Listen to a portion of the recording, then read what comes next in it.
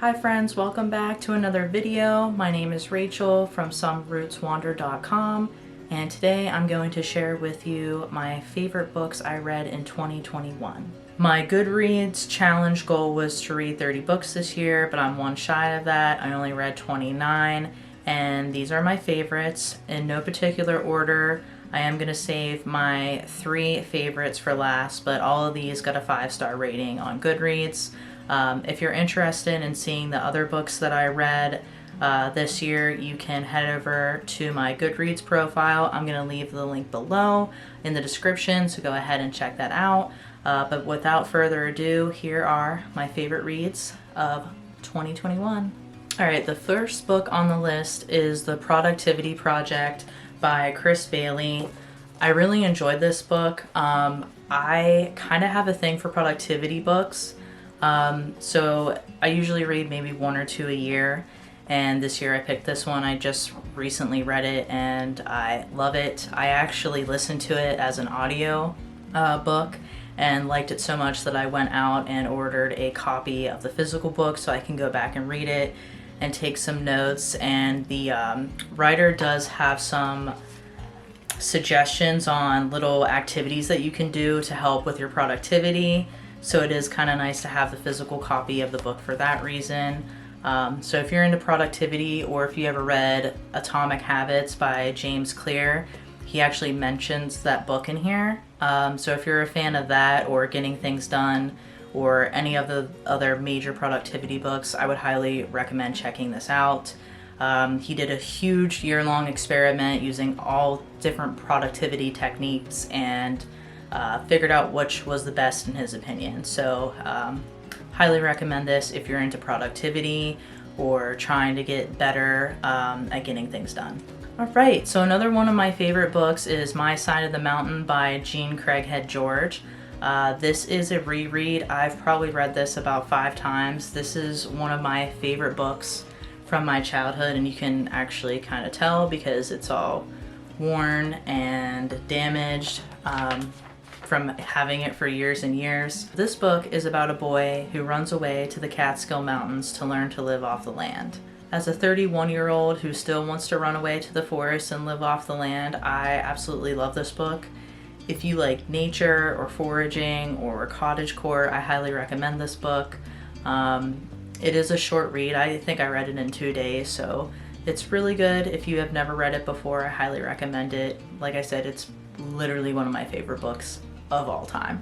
So the next book on the list is another reread. It's Harry Potter and the Sorcerer's Stone.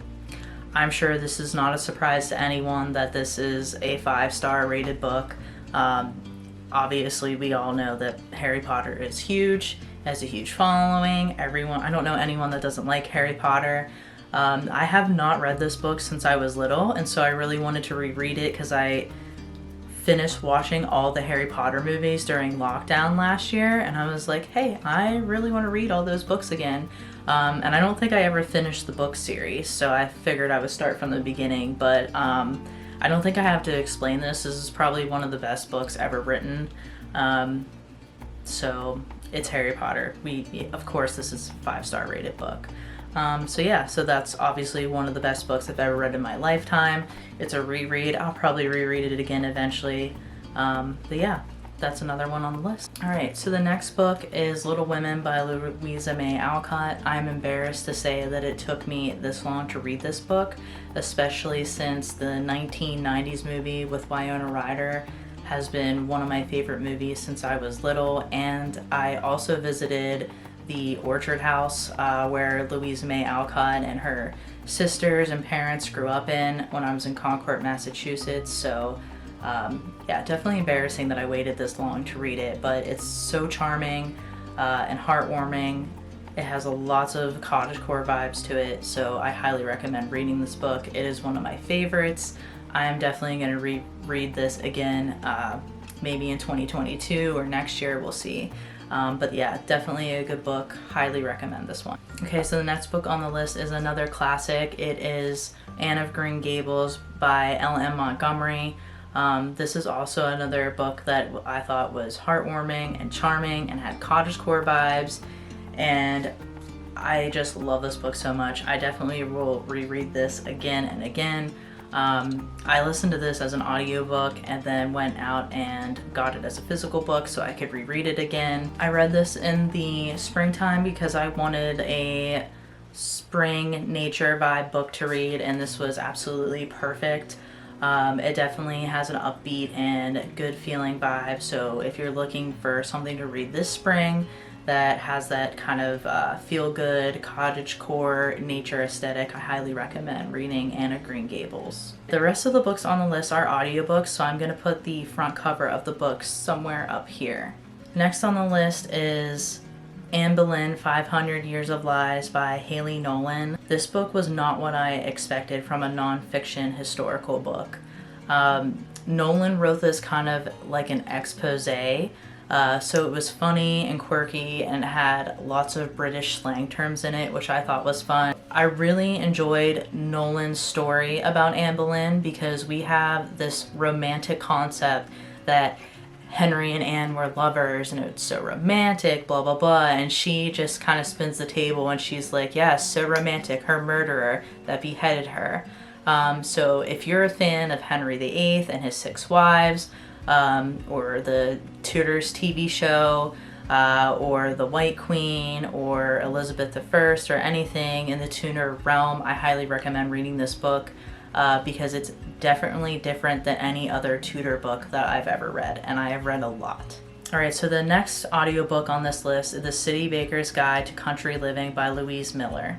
This novel is a story about a woman who's a pastry chef in Boston, and after some unfortunate circumstances, she has to move to a small town in Vermont where her best friend lives.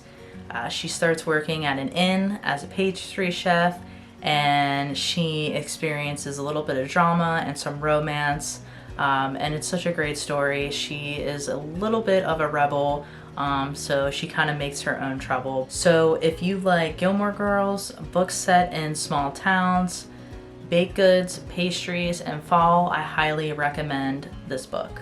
Alright, so we made it to the last 3 books on the list, and these are my absolute favorites that I read in 2021. So I'm going to start with the 2 books that are in the same series. It is called the Saxon Stories or the Last Kingdom series by Bernard Cornwell. This may sound familiar to you if you've seen the Netflix series called The Last Kingdom, which is about Uhtred of Bebbanburg, who is half Dane, half Saxon, who fights for behalf of Wessex. That Netflix series is based upon the books. So once I started watching the Netflix series, I started reading the books. This year I read Sword Song and The Burning Land, and it was just so good. They are both so amazing. The whole series is fantastic. There hasn't been a book in this series that did not get a 5-star from me. Bernard Cornwell just does historical fiction immaculately. It is so good. I do have to give a warning that if you're not into violence or war or fighting or foul language, this book series is not for you, because it does contain all of those things. So if you are a historical fiction reader that can handle some violence, I highly recommend reading this series. This is probably hands down one of the best historical fiction series I have ever read. And last but not least, this is a nonfiction book, and I'm going to pull up my notes so I can try to pronounce the author's name correctly, and I'm probably still going to mess it up. It's Sapiens, A Brief History of Humankind by Yuval Noah Harari. May have pronounced that incorrectly. I've seen this book floating around the internet for years on To Be Read list and best book list, etc. It does give you a complete history of human beings from the very beginning until right now. I really enjoyed it because the author really made you question everything. I don't know how else to explain that other than you either have to read the book or you read it and you know what I'm talking about. But if you're a history fan, I highly recommend reading it. Personally, I think that everybody should read it because we're humans and we should know our history and we should question our belief system and constantly be rethinking what we think we know. So that is definitely one of my top 3 from 2021. Okay, so that is the end of the list. Those are all the favorite books that I read in 2021. Thank you so much for watching. Again, if you're interested in seeing in all the other books that I read, please head over to my Goodreads profile. That's below in the description, and I will see you in the next video.